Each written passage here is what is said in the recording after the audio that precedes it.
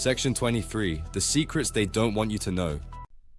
Project Artichoke was the direct successor to Project Bluebird and the immediate precursor to Project MKUltra. Formally established in August 1951, it was an offensive program designed to determine if a person could be involuntarily made to perform an act, including assassination, through hypnosis and chemical means. Primary objectives. While earlier programs focused on protecting US agents from being interrogated, Artichoke shifted toward active manipulation, interrogation, developing truth serums and techniques to force confessions from suspected double agents or prisoners of war. Amnesia, finding ways to make a subject forget they had been interrogated or had committed a specific act. Hypnosis, testing whether a person could be hypnotized into a total state of control to carry out tasks against their will. Key experiments and methods.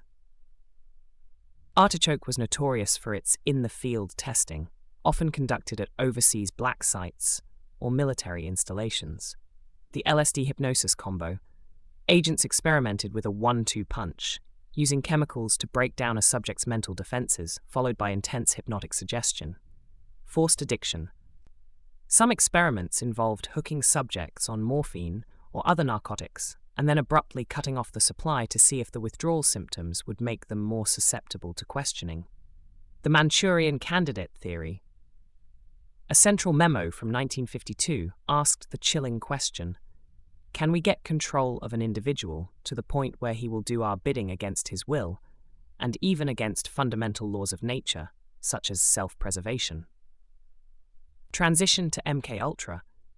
By 1953, Project Artichoke was folded into the much larger Project MKUltra.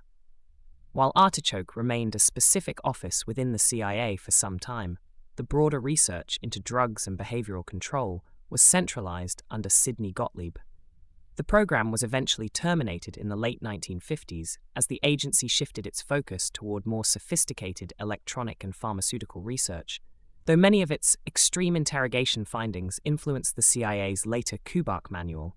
The Kubak Counterintelligence Interrogation Manual, dated July 1963, is a 128-page CIA document that codified the findings of nearly a decade of research into mind control and behavioral modification, including Project MKUltra.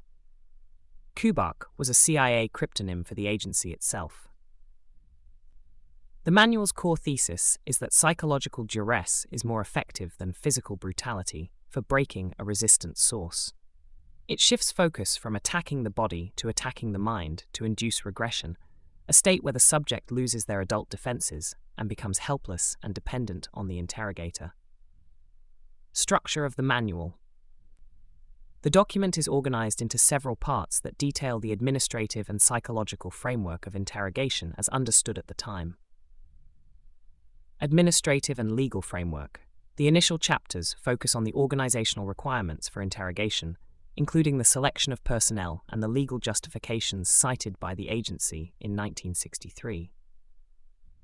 Source screening and evaluation. This section describes methods for categorizing subjects and determining their psychological profiles to tailor interrogation approaches. Non-coercive approaches. These chapters outline methods for building rapport or using psychological maneuvers like the Mutt and Jeff, good cop, bad cop technique to elicit information without the use of force. Coercive theory. The final sections discuss the theoretical application of psychological pressure, focusing on creating environment-driven stress and disorientation to weaken a subject's resolve. Historical context and legacy. I guess it was a dream. Well, describe the dream. What did you see in the dream?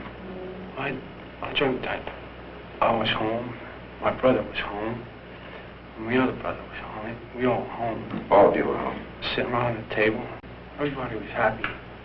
We were laughing, talking, just admiring each other. And then it ended there. You could see these images clearly.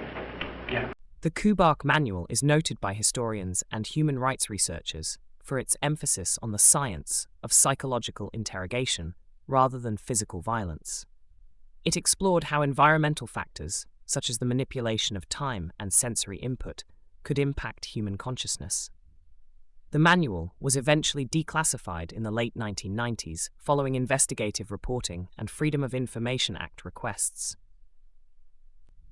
It remains a significant primary source for studying the history of the Cold War, the ethics of intelligence gathering, and the evolution of interrogation doctrines.